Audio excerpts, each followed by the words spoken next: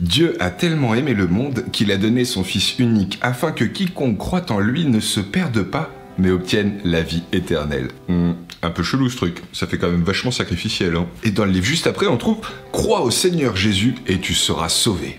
Ça fait quand même un peu secte, hein, oh gros skippy. Vous signez, vous adhérez à la secte ou vous vous cassez parce que moi j'ai du paix spiritique que sur la plage. Et de quoi alors on serait sauvé? Eh ben c'est la première lettre de Saint Jean au chapitre 2, verset 2 qui nous l'apprend. C'est lui qui, par son sacrifice, obtient le pardon de nos péchés, non seulement les nôtres, mais encore ceux du monde entier. Ok, donc depuis Jésus, on est tous sauvés, rien n'est grave, tout est excusé, c'est un peu comme s'il avait payé la caution et que nous on peut faire un peu ce qu'on veut. Et le truc qui pose le plus question quand même là-dedans, c'est que depuis 2000 ans, l'homme il continue quand même drôlement bien de pécher. Comment donc encore aujourd'hui on peut croire à toutes ces histoires de salut? Qu'on serait tous sauvés et au fond de quoi? Imaginons-nous en terminale, face à un jeune qui a des notes plutôt moyennes, il a beau faire des efforts, bon, ses résultats sont plutôt médiocres. Et le truc, c'est qu'il a pas grande idée de qu'est-ce qu'il fera après le bac. Après tout, pourquoi est-ce qu'il se donnerait les moyens de redoubler d'efforts ou quoi, vu que il sait pas trop ce qu'il attend et, au fond, c'est pas hyper inspirant. Par contre, prenons ce même jeune, et même peut-être avec encore plus de difficultés. Et imaginons que lui, pour le coup, ça lui arrive de temps en temps de rêver, et il sait que après son bac, s'il réussit à l'obtenir, eh bien là, il sera pris dans l'école qu'il veut. L'école qui pourrait peut-être un jour lui permettre de toucher au rêve qu'il a. Est-ce que vous pensez pas que ça changerait tout dès aujourd'hui dans ce quotidien? Qu'il serait capable de redoubler d'efforts pour se donner les moyens d'atteindre son rêve qui touche déjà des doigts? Je crois qu'au fond, c'est un peu ça le salut qui nous attend. Ça a bien sûr des répercussions pour demain, après la mort, au paradis, mais c'est déjà là, dans notre aujourd'hui, que ça change tout. Quand on parle de croire, on parle pas de crédibilité avant tout, mais bien de confiance. Avoir confiance que tout ça, nos vies, ça a du sens. Si on connaît la finalité à laquelle on est appelé, mais c'est déjà aujourd'hui que ça transforme notre réalité. Et si pour le coup dans cet épisode, on essayait de creuser un peu qu'est-ce que ça veut dire Dieu qui vient nous sauver? Déjà, de quoi est-ce qu'il vient nous sauver et pourquoi est-ce qu'on pense que c'est Jésus qui nous a donné toutes les clés? Au fond de nos vies, de quoi on a réellement besoin d'être sauvé? Qu'est-ce qui, au quotidien, ronge notre humanité? Les maladies, le mal qu'on subit, le mal qu'on fait, et dont on est souvent les premiers à être abîmés. Des perspectives de non-sens, ce qui, pour trop de nos contemporains, conduit à la dépression, ou encore le pire mal qui soit, la mort. En fait, je crois que c'est tout ça, que celui qui nous a créés, celui qui nous a aimés et qui continue encore chaque jour de nous aimer, nous a sauvés. Bah oui, parce que même si parfois c'est difficile à croire, à accepter, eh ben c'est déjà fait. Comment imaginer que celui qui nous a créés par amour, pour pouvoir le partager avec lui, entre nous, puisse nous laisser une seule seconde galérer? Ceux qu'on aime de tout notre cœur, est-ce qu'on les laisse souffrir? Est-ce qu'on va pas se donner tous les moyens pour essayer de les soulager un peu? Eh bien, il en est de même pour Dieu. Et en fait, je crois que c'est ça le double témoignage que Jésus nous a laissé. À la fois un maître de sagesse, d'amour, de confiance sans pareil pour essayer de vivre à sa suite un peu plus de paix. Et deuxièmement, et plus métaphysiquement aussi,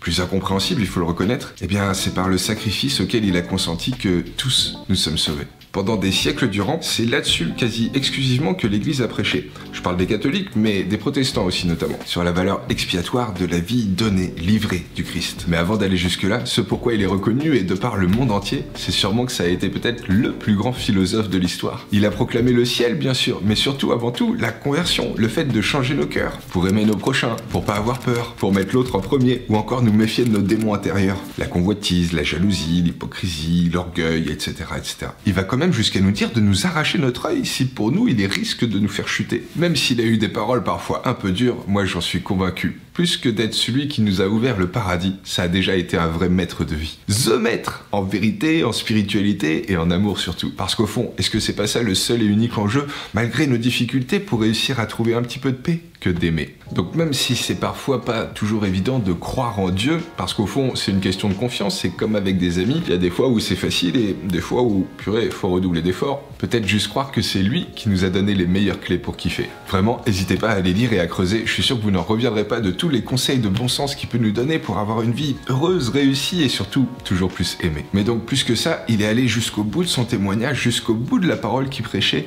il a accepté de se laisser tuer par amour pour les hommes, pour les femmes, accepter d'être sacrifié. Et en fait, cette histoire de sacrifice, ça me fait penser à l'anecdote relatée dans le livre Miracle sur la rivière Kwai de Ernest Gordon. Les Japonais font en sorte que leurs prisonniers birmans construisent un pont et chaque soir, au retour du travail, ils comptent tous les outils pour être sûr qu'il n'y en ait pas qui servent à s'évader ou quoi que ce soit. Et un jour, il y a un des soldats japonais qui dit qu'il manque une pelle. Et alors, ils font venir tous les prisonniers ensemble et ils demandent à celui qui n'a pas rendu la pelle de se dénoncer. Personne ne dit mot. Alors là, le soldat, il s'excite un peu et il dit « Bon bah, si c'est comme ça, pas de souci, je vais zigouiller tout le monde. Et là alors, un homme est sorti du rang. Alors on imagine la suite qu'il a eue, il s'est fait exécuter sur le coup. Et le seul truc, c'est que après, on a compté les outils et on s'est rendu compte qu'il y avait bien toutes les pelles. Cet homme, au fond innocent, a accepté d'être tué, de se sacrifier pour sauver le corps entier. C'est le principe même de ce qu'on appelle le bouc émissaire. Et en fait, c'est une notion qui nous vient de la Bible, dans le livre du Lévitique. Conscient de ses fautes et de la culpabilité qui le rongeait, le peuple hébreu a mis en place une sorte de rituel le jour du grand pardon, le Yom Kippour. Ce jour-là, le grand prêtre du temple prend un bouc au hasard et il impose les mains sur lui en faisant symboliquement reposer les péchés du peuple tout entier. Et ensuite, ce bouc, il était conduit au désert en espérant ne plus jamais le revoir pour que symboliquement, on envoie balader les péchés de toute la communauté. Est-ce qu'au fond, c'était vraiment de l'ordre du pardonner ou plutôt de se soulager du sentiment de culpabilité et en espérant ne plus y retomber? Et si en fait, c'est une belle image de repentance, d'une sincère contrition, le seul problème, c'est que ça marchait pas à la perfection. La preuve en est, on le sait tous, on retombe souvent dans les mêmes péchés. Et c'est pour ça que à ce rite du bouc émissaire se rajoutaient aussi d'autres sacrifices qu'on appelait d'expiation, des genres de sacrifices d'animaux où par le sang on pensait ainsi racheter nos fautes. C'est précisé dans le chapitre suivant, car la vie d'un être de chair est dans le sang,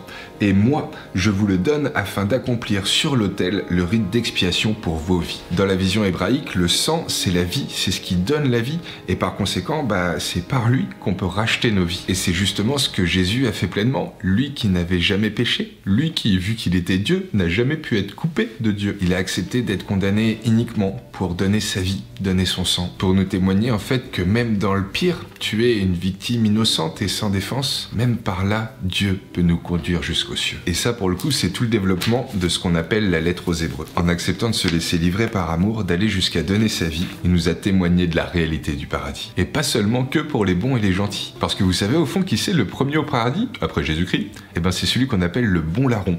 C'est-à-dire le gars qui était crucifié juste à côté de lui, mais pas parce que comme Jésus c'était une victime innocente, mais parce qu'au contraire lui c'était un criminel. Et alors pourquoi il est le premier au paradis? Tout simplement parce qu'il a eu confiance en lui, en Jésus-Christ. Parce qu'au fond qui qu'on soit et quoi qu'on ait commis, ça nous est à tous promis. C'est ce que nous redit là encore la lettre aux Romains, chapitre 10, versets 11 à 13. Quiconque met sa foi en lui ne connaîtra pas la honte.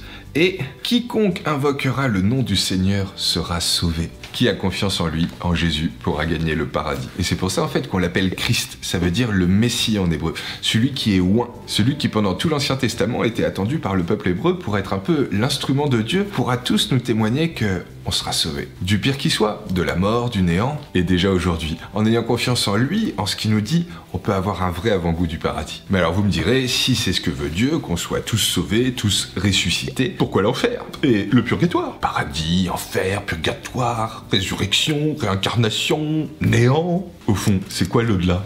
C'est ce qu'on essaiera de réfléchir dans une semaine. Et si d'ici là, on essayait chacun en nous de creuser cette question, à savoir de quoi est-ce qu'on aimerait que Dieu vienne nous sauver? Osons peut-être faire un peu la clarté sur nos obscurités et puis nous demander comment, malgré, Dieu pourrait nous aider à avancer. Et pour ça, n'hésitons pas peut-être à lire ses bons conseils et aussi à le prier. Qu'il vous bénisse, chers amis. Qu'il vous montre comme il vous aime et comme vous êtes déjà sauvés.